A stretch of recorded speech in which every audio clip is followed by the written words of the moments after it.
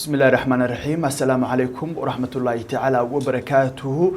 kulantii waxaan wanaagsan daawadayaal waxaad ku soo dhawaataan barnaamijkeena faaqidaada ciyaaraha oo xilidan oo kale aad daawataan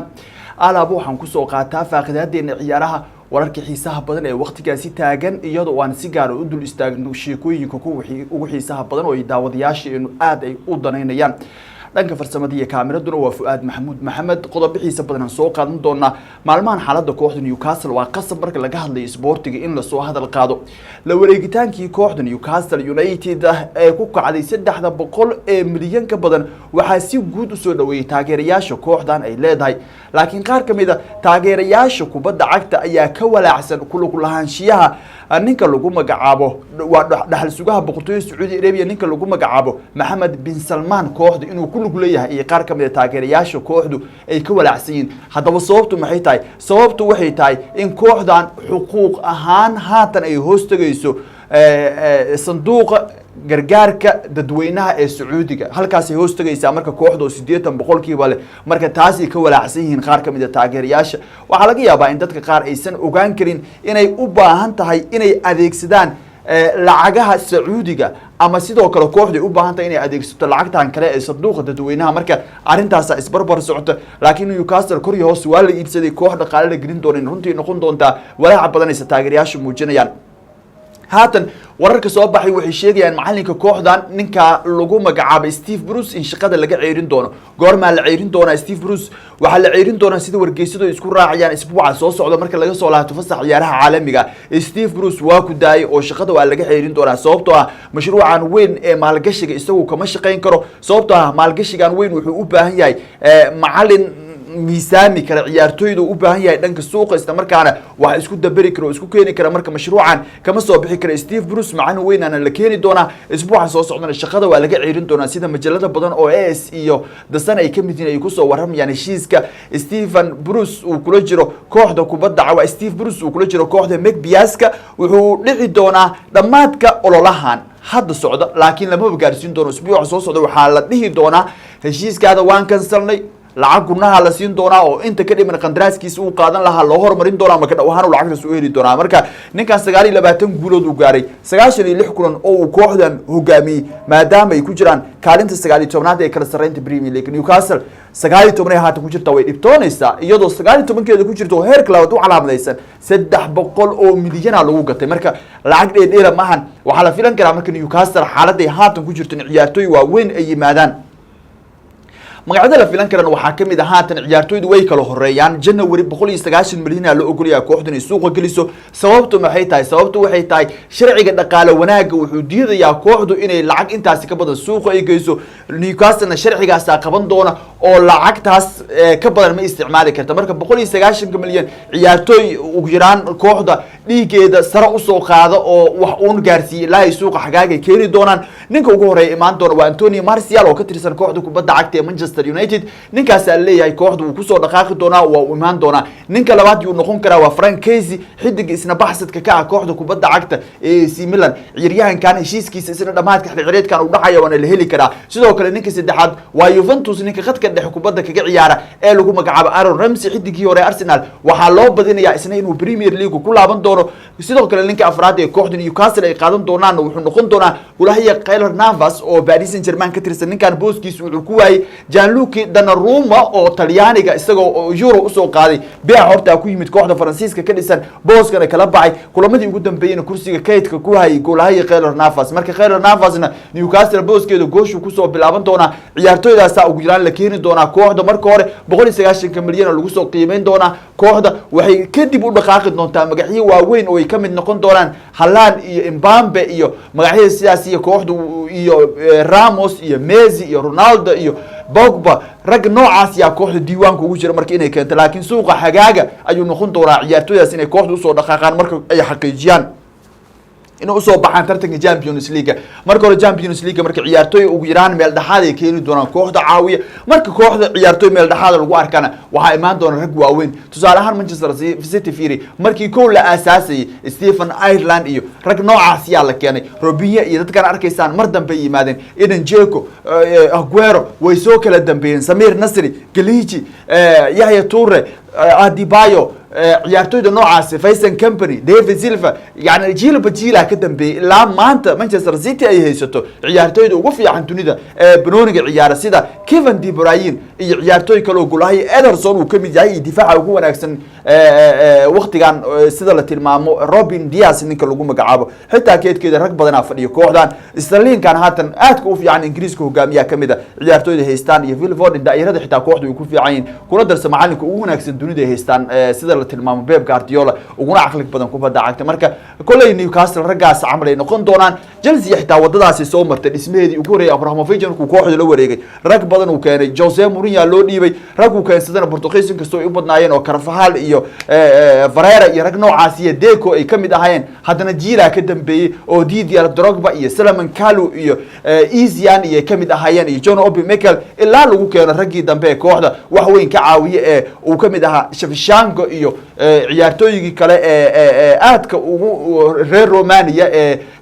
mardam isagoo Dragis inta lagu helay kubadda cagta gabi ahaanba laga mamnuucay Mutu waa Andre Mutu oo reer Romania wax badan Talyaaniga ka ciyaaray Ferran Torres iyo raggii kalena way kasii dambeeyeen jiilba jiila isku bedelay ilaa maanta ay haystaan Havertz Timo Werner Romelu Lukaku iyo rag kale oo waaweyn oo kooxda markaasi akademigeeda ka soo baxo Rasmus iyo Mason Mount ay kamid yihiin marka Newcastle kulay nasiib waxaan u rajeynaynaa intaan ka aragnay kooxaha la iibsaday Paris Saint-Germain kamida waxaan aragnay PSG inay marka hore kooxda Carabta markay iibsatay ragga la keenay ay kamid ahaayeen Thiago Silva iyo Zlatan Ibrahimovic iyo Marquinhos rag noocaas ay qaateen kadibna waxay qaateen Neymar Mbappe Messi Verratti Di Maria raggu aad markaas isaga daba keenay laakiin kooxdu mar walba magacyada yar lagu bilaabaa kadibna kuwa weynku way soo fataan way soo raacaan Newcastle nasiib waxaan u rajeynaynaa intaan sportiga falanqeyntiisa ka fahansanana kooxdu meel fiican ay gaari kartaa marka dhaqaale fara badan lagu bixinayo sportiguna haatan wuxuu iska noqdaba dhaqaale kooxdii dhaqaale ay sataana meel fiican gaari karta waan arki doonaa Newcastle iyo kacaankeeda cusub ee Carabta gaar ahaan Saudi Arabia gacanta ay ku dhigeen halka uu ku dambeyn doono dhinaca kale Ronaldo record uu sameeyaa kulan waliba uu ciyaar Ronaldo record kama dhamaado Cristiano Ronaldo ayaa dhaliyay goolkiisii 112aad ee xulka Portugal markii ay garaaceen Qatar isaga oo sii dheereystay recordkiisa ah goolaliyaha ugu sareeyay ciyaaraha caalamiga dhanka ragga marka laga hadlayo wariyaanka Manchester United ayaa dhaliyay goolkii furitaanka kulankii saaxiibtinimo ee ka dhacay Stadio Alvervi waxaana la bedelay qaybtii nasashada ee kulankan si xaaladiisa caafimaad loo ilaaliyo ninkan kulamo adaga sugaya gaar ahaan Manchester marka la ciyaari doonto Oli marka goolkan u fariisiyay ninka u dhaqaaleynay wuxuu yiri kulankii Everton markii la weydiiyay Ronaldo maxaa u fariisisay Ronaldo waa nasinay oo yiri kulanba kuma soo socday maxaad u nasinaysa markii la weydiiyay wuxuu yiri ciyaaraha caalamiga u ciyaari doona marka ciyaaraha caalamiga u dhaqaaleynay kulay goolkiisa record uu ku sii watana Ronaldo xalay uu dhaliyo waa goolkiisa 112aad 36 sano jirkan wuxuu jabiyay recordka wariyaanka reer Iran ee Ali Dia kaasi oo 109 gool dhaliyay bishii hore ee September ayuu recordkan marka ka soo gudbay kani wuxuu ahaa kulankiisa 181aad Ronaldo taasi oo la micnaa inuu haatan sidoo kale dhaafay recordka kale ee Sergio Ramos kaasi oo ahaa ninka ugu safashada badan dhanka xulalka qaaradda Yurub marka laga hadlayo guud ahaan dunida yaa ugu safasho badan waxa ugu safasho badan nin Malaysian oo la yiraahdo Soh Jin An kaasi oo holgab noqday 1984 wuxuuna haystaa recordka adduunka ugu safashada badan xulalka isagoo soo muuqday 195 jeer Jose Fonte ayaa dhaliyay goolka labaad ee xulka qaranka kubadda cagta ee Portugal bilowga qaybta labaad ciyaartii xiisaha badneed ee xalay ciyaaryahankan heerka caalami ee ciyaaryahanka heerka caalami ee AC Milan iyo xulka Portugiiska Rafael Leao oo bedel ku soo galay Ronaldo lagu bedelay ayaa ku dhuftay birta 2 jeer kubado iyada oo André Silva goolka saddexaad daqiiqadii ugu dambeysay xulka qaranka Portugiiska uu u dhaliyay groupkan ee kaliya wuxuu leeyahay 5 xul koox kasta oo aanan kulan ciyaarayna marka groupka ee maadaama 5 xul uu yahay kooxda markasta dheeriga waxay kulan saaxiibtinimo la ciyaari doonaan martigeliyaasha koobka dunida 2022 ee Qatar marka xalay kulan groupkan ka tirsan Malayn Portugiiska marka Qatar ay kulan saaxiibtinimo la ciyaarayeen Portugal ayaa soo gashay kaalinta koobaad ee isreebreebka iyada oo Serbia gool iyo waxba ay ku garaacday Luxembourg ninka lagu magacaabo Dusan Vlahovic ayaa dhaliyay goolka kaliya ee xulkiisu Serbia uu ku badiyay kooxda Fernando Torres ayaa hal dhibic ka dambaysa waa Fernando Santos xulka Portugiiskan ka hadlaya hal dhibic ka dambaysa Serbia laakiin ugu kulana u harsan xulka qaranka kubadda cagta ee Portugal haatan marka Ronaldo kulanku dheelaba record uu sameynaya isagana haatan noqonaya gool dhaliyaha dhanka ciyaaraha caalamiga rag oo dhan ugu sareeya Cristiano Ronaldo sidoo kalena waa ninka ugu safashada badan marka laga hadlayo xulalka caalamiga ah ee Europe inkastoo nin Malaysian guud ahaan dunida uu haysto dhinac suuqan isha marinaya midii laba Real Madrid waxa lagu soo waramaya inay halis ugu jirto in ay aragto xiisaha ay u qabto weeryahanka Borussia Dortmund ee Erling Braut Haaland oo markaasi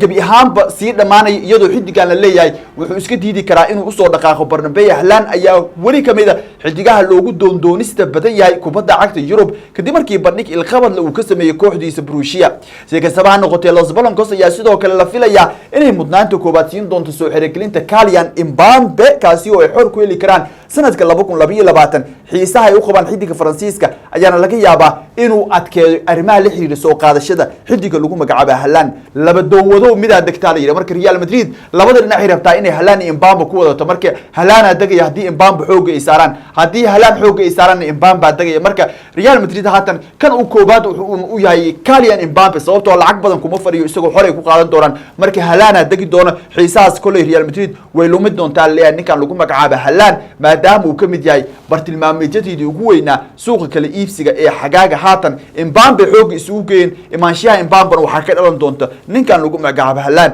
inuu gabi ahaanba kooxda Real Madrid macsalaameeyay Liverpool waxay xoog saaraysaa inay soo xirigeliso xidiga khadka dhexe kooxda Wolverhampton Wanderers ninka lagu magacaabo Adama Traore ayaa kamid ciyaartooyda aadka loo xiiseeyay kuwa garbaha ka ciyaar gaar ahaan marka uu kubadda wato waa nin xoog iyo xirfad isku darsaday Klopp markuu wuxuu rabaa ninkan inuu weerarkiisa ku soo daro Mohamed Salah Bahmas Mbappe ayaa la isweydiinayay maalmihii soo dhaaf laakiin bixitaankooda waqtigan ka sii gaashaamanaya iyadoo leeyahay ninkan lagu magacaabo Adama Traore kooxdiisa ku dari doona dhinaca kalena kooxda kubadda cagta Arsenal xidigeeda weerarka Alexandro Lacazette ayaa bishii January u dhaqaaqi doona kooxda kubadda cagta ee lagu magacaabo Inter Milan Arsenal ayaana qorsheynaysa inay ciyaartooygan bedelkiisa Luka Jovic ay ka dhigaan ninka Real Madrid u ciyaara ayaa maalmihii la soo dhaafay amaah lagu diriyay haatan marka Arsenal Lacazette ay dirtay Luka Jovic ay soo qaadan doontaa qorshuhu uu isugu dhan yahay Arteta wuxuu rabaa waqtigan inuu ka faa'iideysto ciyaartooyda badan ee keedka ka fadhiya kooxdiisa mushaaraadkooda inuu meesha ka saaro ciyaartooy kalena bedelkooda uu soo qaato guud ahaan daawadayaal